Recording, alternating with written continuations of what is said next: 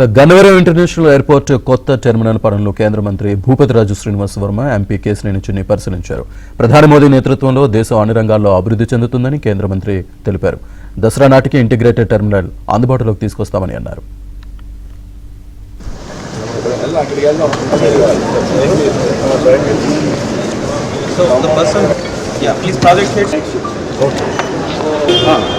Try to communicate these things only, then we can start it. Definitely, sir. We already This is actual and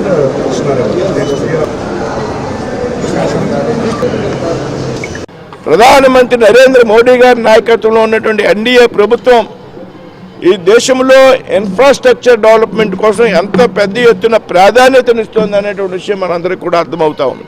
ఏదైతే నౌకా రవాణా విషయంలో, పోర్టులు అభివృద్ధి చేసేటువంటి విషయంలో, అదేవిధంగా రైల్వేల విషయంలో పెద్ద ఎత్తున విద్యుత్తీకరణ పూర్తి చేయడంతో పాటు వందే భారత్, అమృత్ భారత్ లాంటి సూపర్ ఫాస్ట్ రైల్వేలను ప్రవేశపెట్టడం, రాబోయేటువంటి రోజుల్లో రైల్వే హై స్పీడ్ కారిడార్ను ఏర్పాటు చేయడం ద్వారా బుల్లెట్ ట్రైన్ కూడా పట్టాలెక్కించాలి వచ్చే సంవత్సరంలో అన్నటువంటి ఆయన ఒక సంకల్పం. టెర్మినల్ కూడా ఆ రోజు మొదలైంది.